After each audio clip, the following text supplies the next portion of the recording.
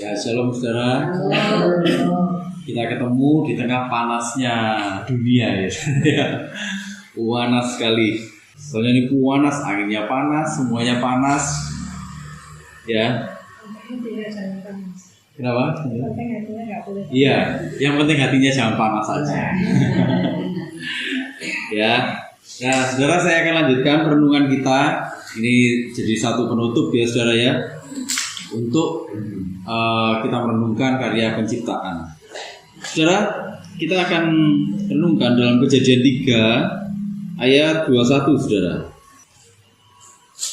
Kalau sudah dapat, saya akan bacakan ya untuk kita semuanya.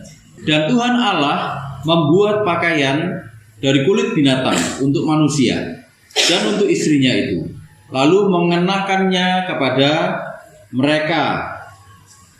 Ya, ini setelah hukumannya masing-masing diumumkan, ya, Tuhan bikinkan baju, saudara. Bikinkan pakaian. Inilah fashion yang pertama kali di dunia, saudara ya. Fashion yang pertama kali di dunia. Jadi kelihatannya waktu itu Allah mengorbankan binatang, gitu ya. Sebelumnya nggak pernah ada binatang yang mati, gitu ya. Nggak pernah ada binatang yang dikorbankan. Tapi waktu manusia jatuh dalam dosa, akhirnya ada binatang yang dikorbankan. Untuk apa? Untuk menutupi ketelanjangannya manusia. Jadi ada nyawa yang dikorbankan, ada penumpahan darah. Untuk apa? Untuk menyatakan kasihnya Tuhan. Kalau iblis ya sudah, nasibnya sudah pasti saudara ya, binasa. Tapi untuk manusia, waktu manusia jatuh dalam dosa, manusia binasa. Tapi Tuhan masih menunjukkan kasihnya atas manusia. Di ayat 15 kalau kita baca saudara, bagaimana waktu Tuhan bilang gini, aku akan mengadakan permusuhan antara engkau dan perempuan ini, antara keturunanmu dan keturunannya akan meremukkan kepalamu dan engkau akan meremukkan tumitnya. Artinya Tuhan sudah merancang satu rencana penebusan untuk manusia. Iblis gak ditebus saudara ya. Jadi gak ada ceritanya iblis itu bisa bertobat. Jadi keputusan Tuhan untuk iblis binasa itu sudah final, gitu ya. Tapi Tuhan merancang satu penebusan untuk manusia. Nah, dimulai dari mana? Dimulailah dari titik itu, saudara. Dimulailah dari titik itu. Tuhan menunjukkan, Tuhan menggambarkan bahwa harus ada penumpahan darah, baru ketelanjanganmu akan tertutupi, gitu ya. Baru ketelanjanganmu akan tertutupi. Saudara, dari situlah akhirnya Adam, manusia, mempelajari sesuatu dengan cepat. Manusia itu mempelajari sesuatu. Itulah kenapa nanti kalau kita pelajari di pasal selanjutnya, saudara ya. Kalau kita lihat di pasal selanjutnya, Habel mempersembahkan apa, saudara? Mempersembahkan hasil ternaknya. Jadi inilah yang dipelajari oleh manusia waktu itu, bahwa untuk menutupi ketelanjangannya, untuk mendapatkan pengampunan dosa, itu harus ada penumpahan darah. Ya. Jadi sejak dari awal itu konsepnya itu sudah dibangun sama Tuhan. Nanti puncaknya ada di mana? Puncaknya ada di karya salib, saudara. Puncaknya ada di karya salib. Jadi ini sudah dimulai duluan, ditunjukkan. Tapi ini masih bayang-bayang, saudara. Nanti makin hari makin diperjelas. Di hukum Taurat, ya kita akan melihat bagaimana manusia yang berdosa penebusannya pakai apa? Pakai penumpahan darah juga, ya kan? Pakai penumpahan darah juga. Itu berlangsung terus-menerus sampai nanti pada satu titik, pada satu puncak, waktu Allah itu datang ke dunia, menebus dosa-dosa manusia dengan nyawanya sendiri, menumpahkan darahnya sendiri. Dan itu selesai sekali untuk selama-lamanya korbannya. Gak ada lagi korban-korban lagi. Gitu ya saudara ya. Disitulah manusia belajar. Dengan cepat dia. Oh, berarti harus ada yang ditumpahkan darahnya. Harus ada pengorbanan. Untuk apa? Untuk ada pengampunan. Kenapa? Karena dosa itu mematikan. Itulah kenapa harus ada sesuatu yang istilahnya setimpal dengan itu, dengan dosa yang diperbuat manusia. Nah, saudara, kita bisa lihat di sini ya. Ini ayat ini luar biasa, saudara. Di ayat 21, dan Tuhan Allah membuat pakaian dan mengenakannya kan. Saudara, Allah sendiri yang memilih korbannya, membuat pakaian terus mengenakan pada mereka. Pakaiannya waktu itu namanya tuh ini saudara, ketonet. Ketonet itu gini, itu kemeja tapi nggak ada lengannya saudara. Panjangnya selutut gini. Itulah fashion yang pertama di dunia. Dibuat dari kulit binatang saudara. Ya, jadi dimasukkan gini. Ya itu kayak hem gini saudara ya, kayak baju gini. Tapi ini nggak ada lengannya. Ya, panjang sampai segini saudara. Itulah fashionnya pertama manusia saudara. Untuk apa? Untuk menutupi ketelanjangannya. Nah, saudara, kita akan melihat di sini.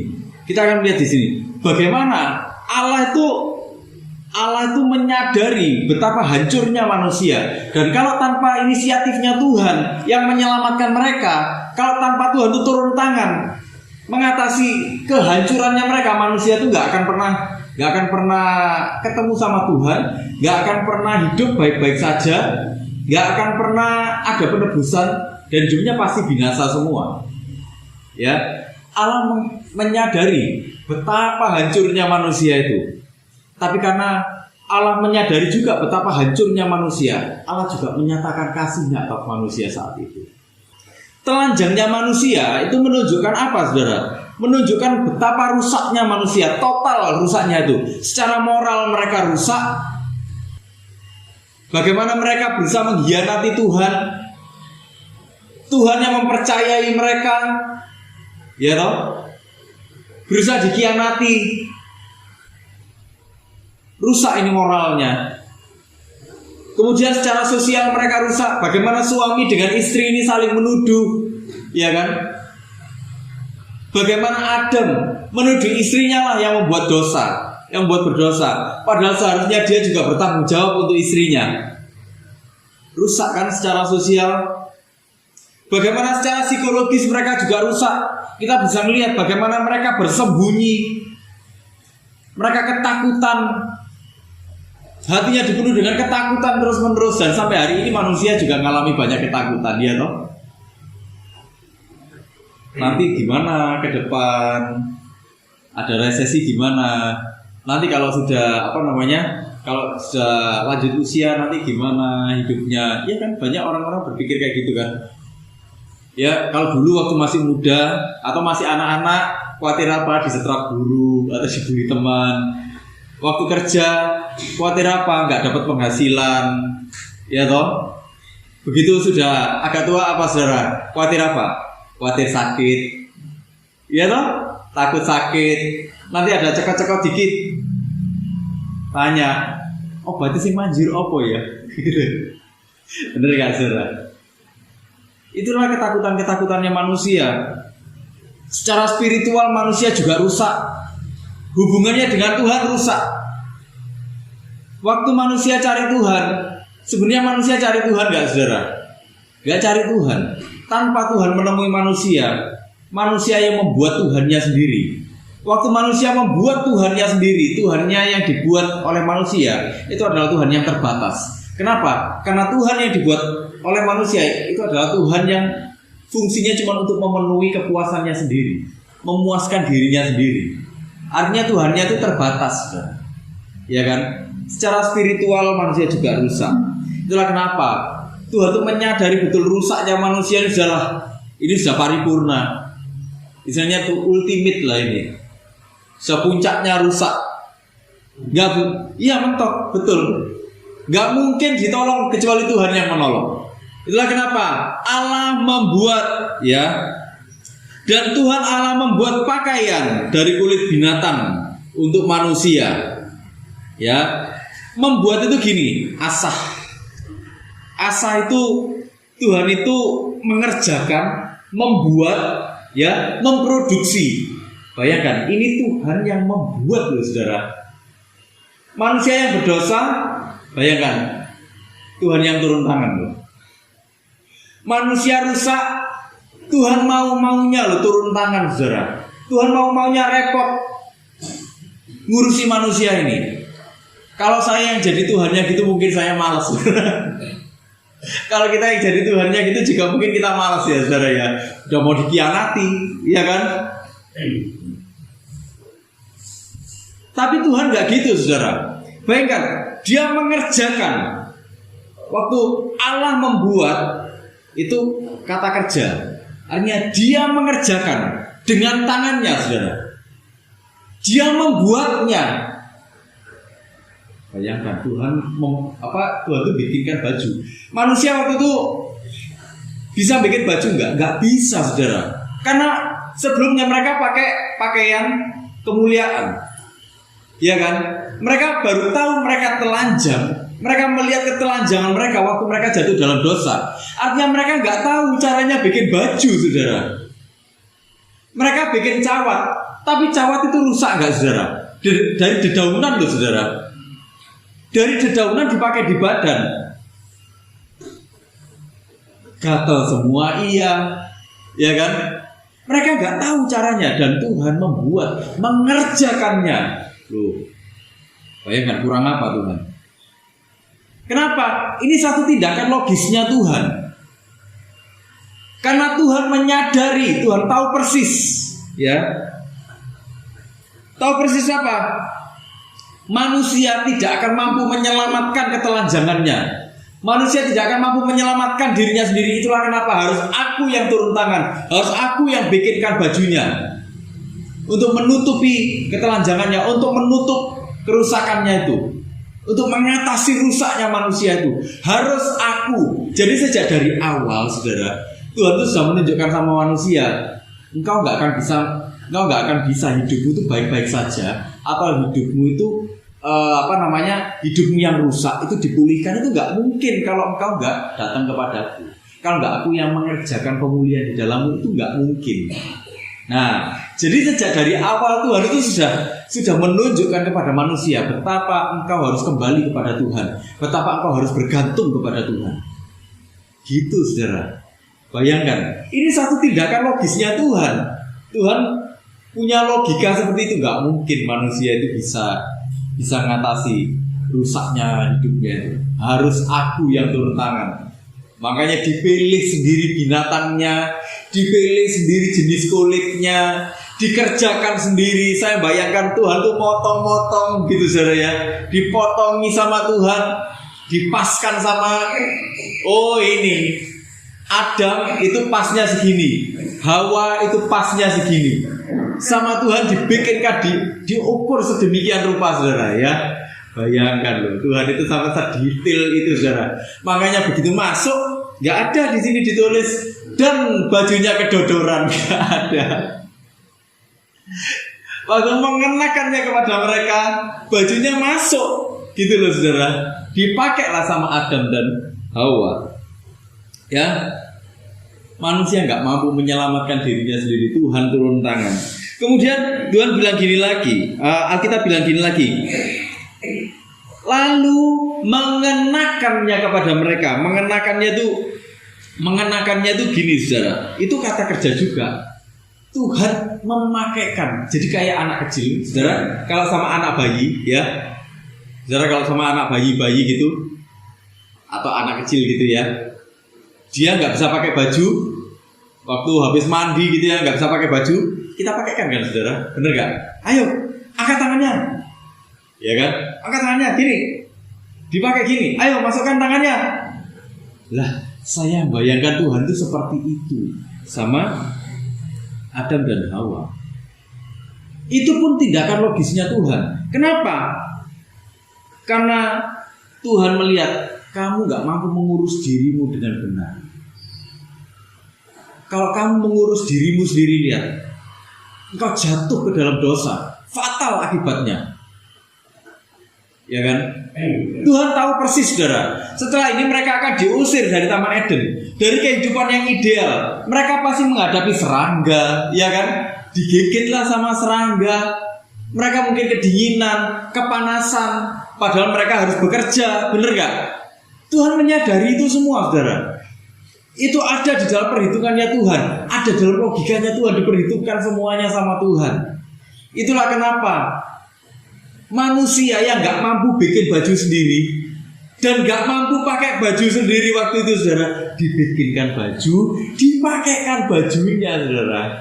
Wah, Itu ya, Tuhan itu luar biasa ya.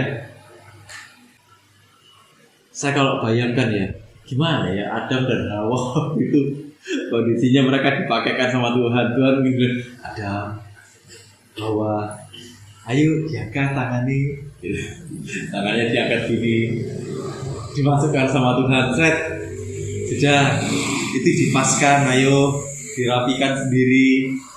Tuhan lihat sudah rapi, bagus. Saya bayangkan seperti itu. Jadi sebenarnya fashion yang kita pakai ini adalah satu penanda, saudara, bahwa hidup kita sudah rusak, tapi ditutup oleh anugerah Tuhan. Ada anugerah Tuhan di sini.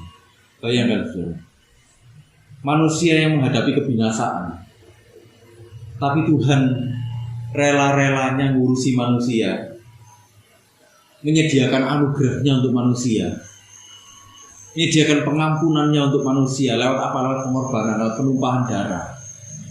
Waktu itu dalam konteksnya Adam dan Hawa yang akan menghadapi kerasnya dunia dan pastinya kebinasaan, Tuhan datang tetap memperlengkapi mereka untuk menghadapi segala sesuatu.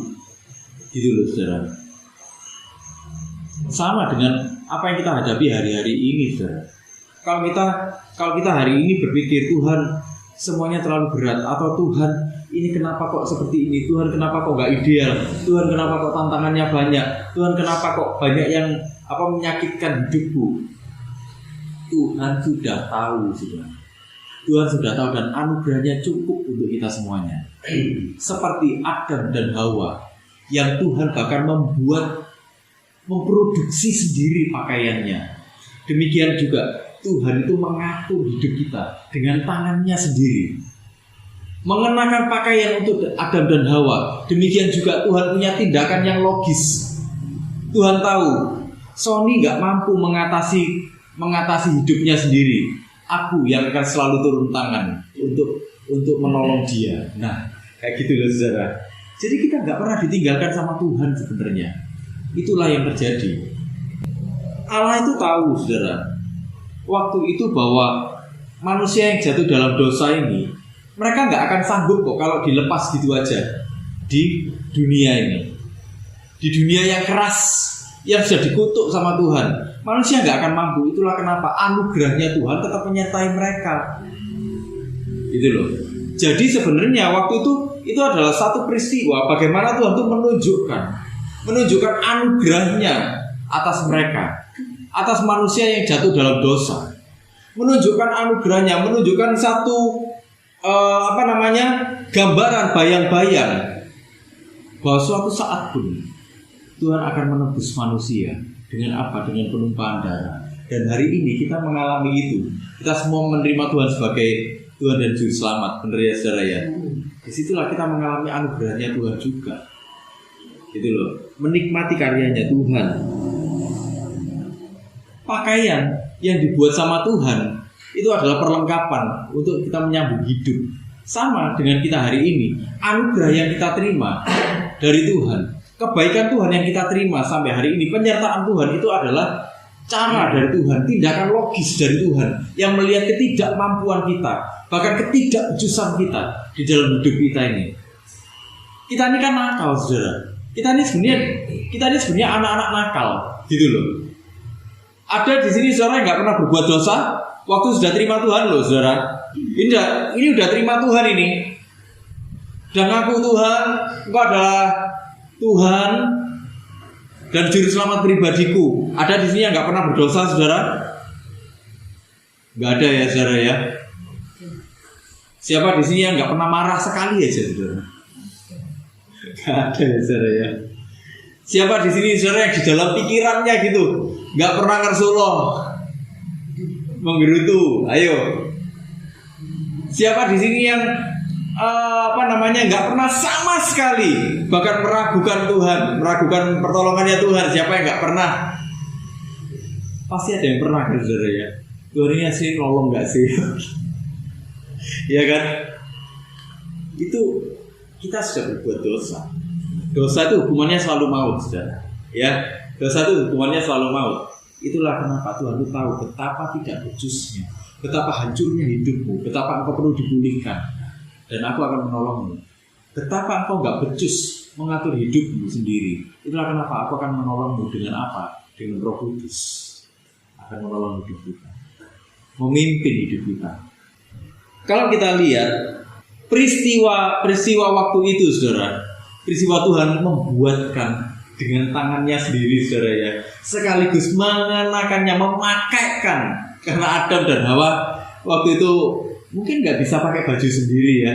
Sebenarnya itu adalah satu peristiwa yang unik.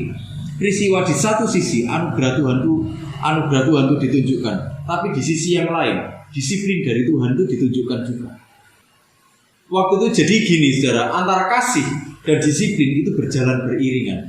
Kasih dan konsekuensi dari dosa itu berjalan beriring-iringan, saudara. Ya. Jadi kita seringkali berpikir gini.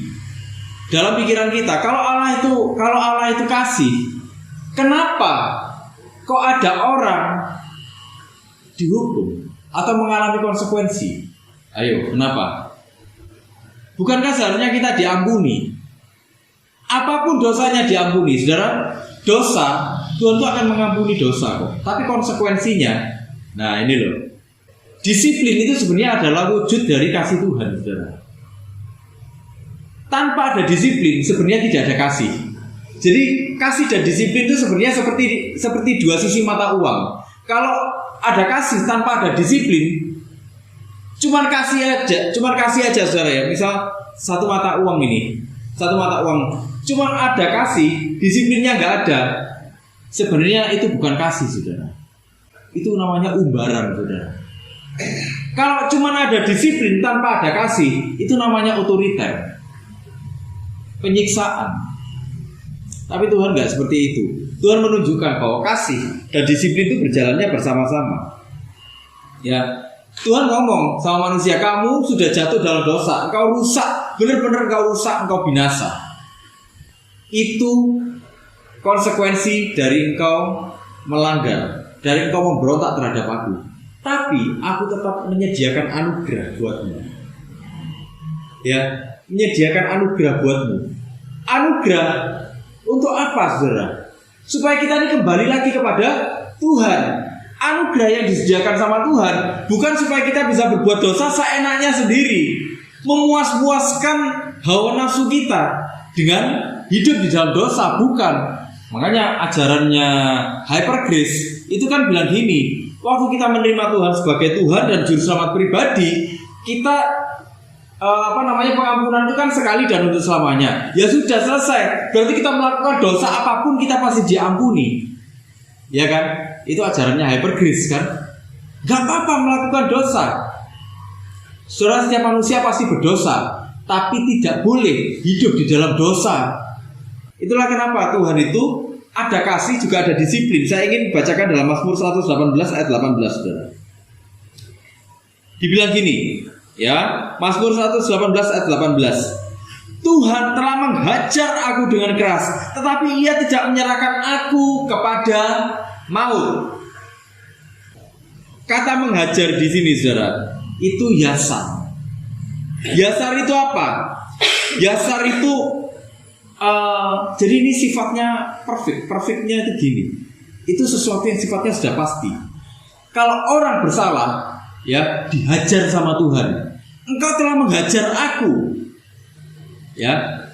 Engkau pasti menghajar aku. Nah, yasar ini apa, saudara? Menghajar di sini itu apa? Dia mendisiplin. Nah, ini. Engkau telah mendisiplin aku. Engkau mengoreksi aku. Jadi kata ini punya makna mendisiplin, mengoreksi. Jadi kalau kita ini lagi didisiplin sama Tuhan, kalau kita ini sedang diproses sama Tuhan, Tuhan itu sebenarnya sedang mengoreksi sesuatu di dalam hidup kita. Tuhan itu sedang mendisiplin kita. Saudara, kalau kita punya anak, kita masih disiplin nggak, saudara? Disiplin nggak anaknya kalau bersalah? Didisiplin ya. Kenapa, saudara? Kok anaknya didisiplin kalau bersalah? Supaya jadi orang baik, supaya jadi orang benar. Ya, saudara ya. Ada nggak kalau anaknya salah kita biarkan aja? Gak apa-apa nak, wes terus no, lanjut. Gitu. Nanti kira-kira gedenya jadi apa anak ini, saudara? Ya kan? anak yang baik di masa dewasanya, seorang yang baik di masa dewasanya itu bisa ditelusuri dari masa kecilnya, saudara. Ada jejak-jejaknya di masa lalu, gitu loh, saudara. Dan itulah yang sedang dilakukan sama Tuhan. Itulah kenapa orang diproses sama Tuhan. Lah masalahnya banyak orang yang nggak mau diproses. Kenapa? Karena kalau diproses capek. Iya toh? Diproses capek katanya. Loh masalahnya kita ini selama masih hidup ya diproses terus sih, saudara. Ya gimana coba? Nunggu sampai dipanggil sama Tuhan baru selesai prosesnya. Selama kita masih hidup, kita selalu ada dalam koreksinya Tuhan. Kita didisiplin sama Tuhan supaya kita hidupnya benar. Gitu loh. Jadi kasih dan disiplin itu enggak berjalan sendiri-sendiri, tapi berjalannya bersama-sama. Makanya kalau kita hari ini ada di dalam proses, saudara, kalau kita didisiplin sama Tuhan, bersyukurlah, karena itu tanda bahwa ada anugerah Tuhan di dalam hidup kita. Gitu loh. Seorang Kristen sejati itu pasti diproses sama Tuhan, saudara. Pasti, nggak mungkin enggak. Kenapa? Karena itu tadi. Karena itu proses. Karena itu sesuatu yang diperlukan untuk mengoreksi apa yang keliru, apa yang salah, apa yang tidak berkenan dalam hidup kita. Jadi Allah sendiri menunjukkan sama Adam dan Hawa kan, bagaimana bersalahnya mereka, benar nggak? Allah sendiri juga menunjukkan kepada Adam dan Hawa konsekuensinya. Supaya apa? Mereka tahu bahwa mereka harus bergantung sama Tuhan, bahwa mereka harus kembali sama Tuhan. Dunia yang nggak sempurna, dunia ini nggak sempurna kan, saudara? Bener nggak? Kita sudah berdoa, baca firman, melayani, kita hidup sesuai dengan firman Tuhan. Masih ada aja tantangannya. Bener nggak, saudara? Masih ada aja yang nyakiti kita. Bener nggak? Masalah datang tak diundang, pulang tak diantar.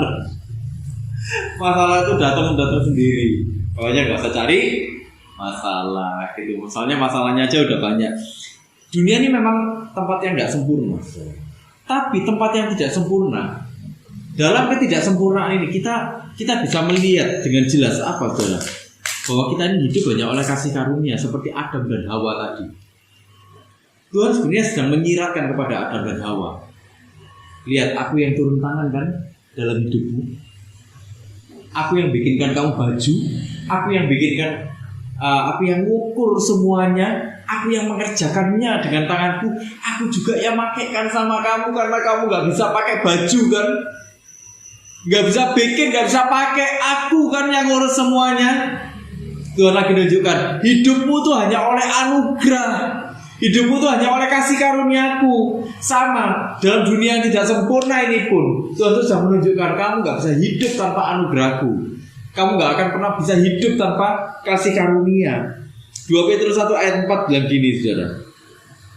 Dengan jalan itu ia telah menganugerahkan kepada kita janji-janji yang berharga dan yang sangat besar, supaya olehnya kamu boleh mengambil bagian dalam kodrat ilahi dan luput dari hawa nafsu duniawi yang membinasakan dunia. Saya akan bacakan dalam versi TSI, terjemahan sederhana Indonesia.